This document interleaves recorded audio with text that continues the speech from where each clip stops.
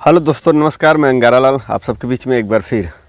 दोस्तों, आज 5 जून 2021 है और आज पर्यावरण दिवस है। पर्यावरण दिवस मनाने का एक ही उद्देश्य है कि हमारे आसपास बहुत सी गंदगी फैल रही है और हमारा पर्यावरण जो है बहुत काफ़ी दूषित हो रहा है, जिसे बचाने के लिए यह पर्यावरण दिवस मनाया जाता है। इस पर्यावरण दिवस पे लोगों को जागरूक किया जाता है कि पेड़ पौधे अधिक से अधिक लगाएं और अपने आसपास की गंदगी को साफ़ सुथरा रखें। तो पर्यावरण दिवस पे हमारे साथ हमारे गांव के कई लोग बैठे हुए हैं और इस पे कुछ अपना विचार देंगे।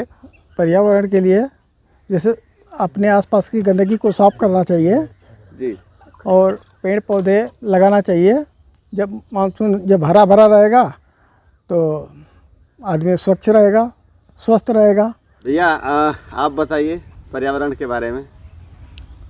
पर्यावरण का मतलब है कि जो वायुमंडल में तरह तरह की गंदगी है, अब जैसे मान लीजिए कि जल प्रदूषण है, वायु प्रदूषण है, ध्वनि प्रदूषण है, और जैसे अगर पेड़ लगाते हैं हम तो इससे क्या है कि वायुमंडल में शुद्ध हवा मिलेगी, शुद्ध ऑक्सीजन मिलेगी और हमें फल मिलेगा, छाया मिलेगी, पशुओं को चारा मिलेगा और इससे लकड़ी मिलेगी और तमाम लाभ है और वायुमंडल भी शुद्ध रहेगा।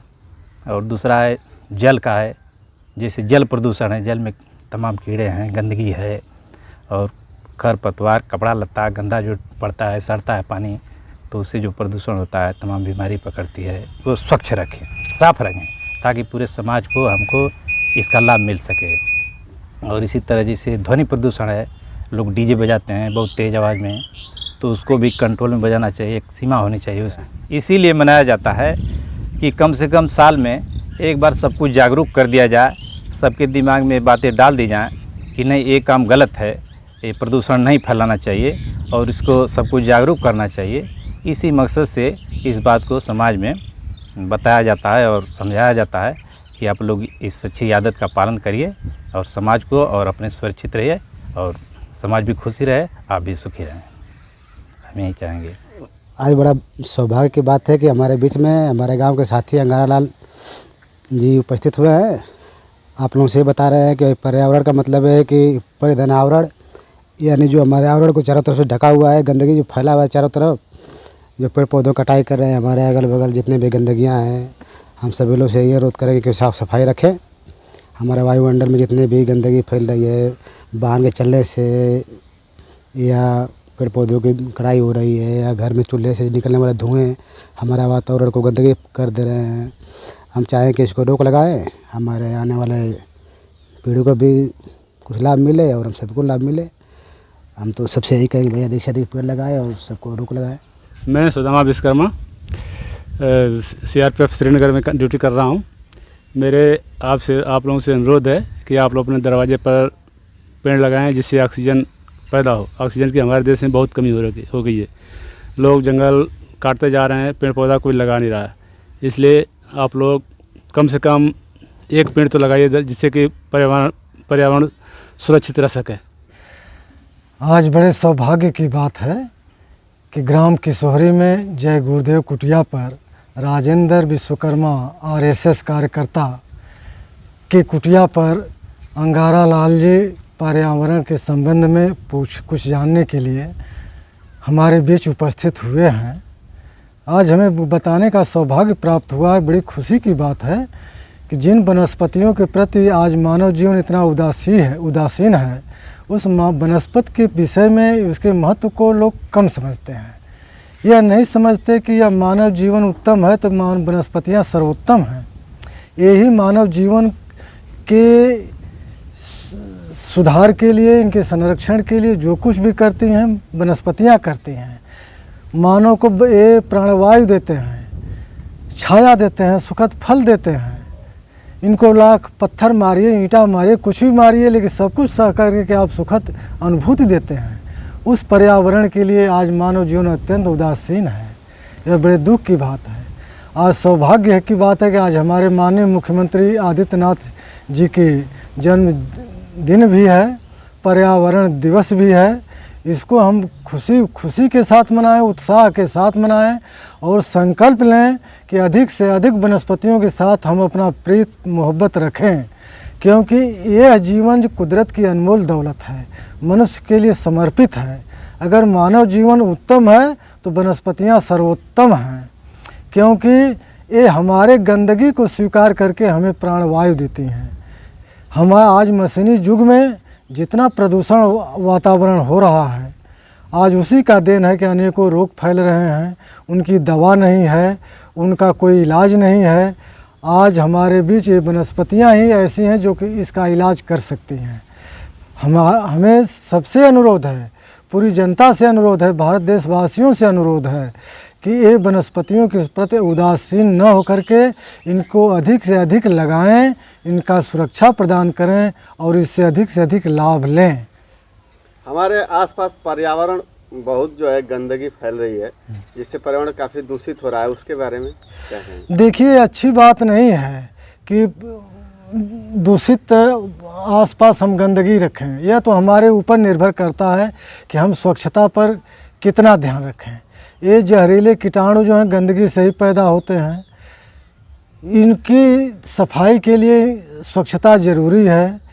तो यह ज़रूरी है कि हम स्वच्छता पर विशेष ध्यान दें, जिससे हमें स्वच्छ प्राणवायु मिले, स्वच्छ वातावरण में स्वच्छ जीवन मिलेगा, स्वास्थ्य भी अच्छा रहेगा, हर चीज़ अच्छी रहेगी।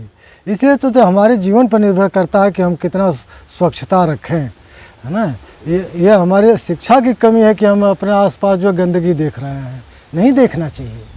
अच्छा, पानी में जो गंदगी फैल रही है उसे रोकने के लिए क्या उपाय हैं? देखिए, पानी का गंदगी जो जब मशीनी युग है, कंपनियों का गंदा पानी उसी में जा रहा है, वही पानी धरातल में जा रहा है, तो वह तो फिल्टर है धरती जो कि छन करके कुछ आता है, लेकिन जब अधिक मात्रा में हो जाएगा तो वह मानव शरीर में जाएगा ही। उसका भी उपाय यही है कि हम वनस्पतियों के माध्यम से ही उसको दूर कर सकते हैं। वनस्पतियाँ ही उन जहरीले तत्वों को अपने अंदर ग्रहण करके मानव को स्वच्छता प्रदान कर सकती हैं, प्राणवायु दे सकती हैं, और दूसरा कोई उपाय नहीं है ना। लाख हम दवा कर लें, अंग्रेजी दवा कर लें, होम्योपैथिक दवा कर लें, कोई प्रभाव नहीं पड़ेगा जब तक हम आयुर्वेद को नहीं अपनाएंगे। कुदरत की अनमोल धरोहर हमें प्राप्त है, उस धरोहर का हमें सम्मान करना चाहिए। आज के डेट में बढ़ती गाड़ियों का वजह से जो वायु प्रदूषण हो रहा है, उस पर क्या प्रभाव, क्या होगा, कैसे कंट्रोल होगा? देखिए, मानव की सुगमता के लिए, संसाधन के लिए ये ज़रूरी है कि हम यातायात का लाभ लें, जिससे देश समाज विकास हो। लेकिन उस वातावरण जो अशुद्ध हो रहा है, पहले हमारे ऋषि महर्षि भी होम यज्ञ करते थे तो वातावरण घी आदि से शुद्ध होता था, उसी शुद्धता से पेड़ पौधे वनस्पतियाँ शुद्ध रहा करते थे। आज जब वो दूषित हो रहे हैं तो ये पेड़ पौधे ही ऐसे कारण हैं जो कि उस अशुद्धि को दूर करके शुद्धता ला सकते हैं। इसलिए हर हालत में हमें वनस्पतियों पर विशेष ध्यान देना है और इनकी सुरक्षा का विशेष ध्यान देना है। हमारे आसपास इतना ध्वनि प्रदूषण बढ़ गया है जिससे अधिकतर लोग जो है बहरेपन का शिकार हो रहे हैं, तो इसको कैसे सुधार कर सकते हैं? अरे भाई, तो ये तो अपने ऊपर निर्भर करता है। मानव समझना चाहिए कि अधिक कान की क्षमता क्या है, शरीर की क्षमता क्या है, इस ध्वनि को हम कैसे प्रयोग करें। देखिए भाई साहब, बात ये है, एयरफोन और डीजे ये तो त्याज्य चीज़ है। इसका दुष्परिणाम जानते हुए भी लोग जो अनदेखा कर रहे हैं। लोग ये कहते हैं कि हम दूर बजा रहे हैं, आपको क्या है, तो आवाजिया भी दूर बजा रहे हैं, आवाजिया रोक लेते हैं वहीं लोग हैं। उसका एक कान का पर्दा जो है बहुत बारीक है, यह मधुर वाणी सुनने के लिए है, तेज और सुनने के लिए नहीं है। ये फट सकता है, बहरापन आ सकता है ना। इसका बहुत बुरा प्रभाव मानव जीवन पर पड़ सकता है। लेकिन फिर भी लोग दुस्साहस कर रहे हैं। दुष्परिणाम को देखते हुए भी ऐसा नहीं करना चाहिए, यह भी एक प्रदूषण में भी है ना। एयरफोन है, लगा लिए कान में, ये नहीं जानते कि एयरफोन की आवाज़ जो कान के पर्दे को क्या दशा कर रही है। ये अनभिज्ञ हैं, बाद में कहेंगे हम तो बहरा हो गए, दवा नहीं मिल रही है। तो कहने का मतलब इससे बचना चाहिए, वैज्ञानिक कारण है। अच्छा, प्रदूषण कितने प्रकार के हैं लगभग? देखिए भाई, प्रदूषण तो हर तरह के हैं। शरीर से भी हो रहा है, जबान से भी हो रहा है, कर्म से भी हो रहे हैं, है ना। इसके बाद वातावरण से भी हैं, लोगों के संसाधन से भी प्रदूषण हो रहे हैं, है ना। यानी जिससे गंदगी फैले वही प्रदूषण है। जिससे गंदगी फैले वही प्रदूषण है। जिससे साफ सफाई रहे, स्वच्छता रहे, मानव को स्वास्थ्य का लाभ मिले, वह जो है पर्यावरण है, स्वच्छ पर्यावरण है ना। तो देखा आप लोगों ने कितनी अच्छी बातें बताए हैं और बहुत ही अच्छी बातें सबको अच्छी लगी होगी। और आप लोग को भी चाहिए कि पर्यावरण को लेकर जो है सभी लोग जागरूक हैं। और ध्वनि प्रदूषण तो इस समय बहुत ज़्यादा लोगों को परेशान कर रहा है, क्योंकि ध्वनि प्रदूषण का शिकार हम भी हुए हैं और शायद आप लोग भी हुए होंगे। क्योंकि अभी मैं वीडियो के लिए गया था और हमारे एक महान यूट्यूबर हैं जो कि जानते होंगे, ब्रिजभूषण दुबे सर, तो आए थे वीडियो शूट करने के लिए। तो काफ़ी दूर था, मतलब 500 मीटर दूर जो है कुछ प्रोग्राम था, वहाँ पे जो है डीजे का आवाज़ था, तो वहाँ पे वीडियो करना था। बहुत अच्छा वीडियो था, क्योंकि बहुत काफ़ी दूर से आए थे, बहुत समय निकाल कर आए थे किसी तरह। लेकिन ध्वनि प्रदूषण की वजह से वहाँ वीडियो नहीं हो पाया, क्योंकि उधर गाना बज रहा था और गाना बजने के बाद वो कॉपीराइट आने का संभावना पूरा था। तो यह जो है उनके बजाने से हम लोग को परेशानी हुई, दूसरे लोग भी परेशान हुए। तो अब बताइए कि जब हम लोग परेशान हुए तो हमारे जैसे कितने लोग परेशान हुए होंगे। तो यह ध्वनि प्रदूषण का कारण है।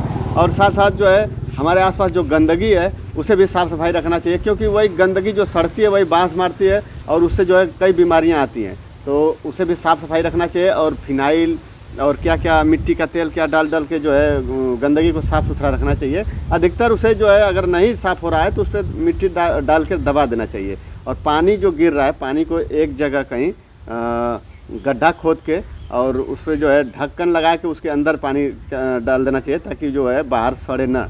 और इसी तरह से वायु प्रदूषण के लिए अधिक से अधिक पेड़ लगाना चाहिए। तो सब लोग को चाहिए कि एक पेड़ जरूर लगाएं अपने घर के आसपास, अपने दरवाजे पे। आपके दरवाजे पे बड़ा पेड़ नहीं लग रहा है तो एक गमला लाइए। गमला में बहुत ऐसे पौधे हैं जो कि आपके दरवाजे पे उतना ऑक्सीजन दे देंगे जितना आपको ज़रूरत है।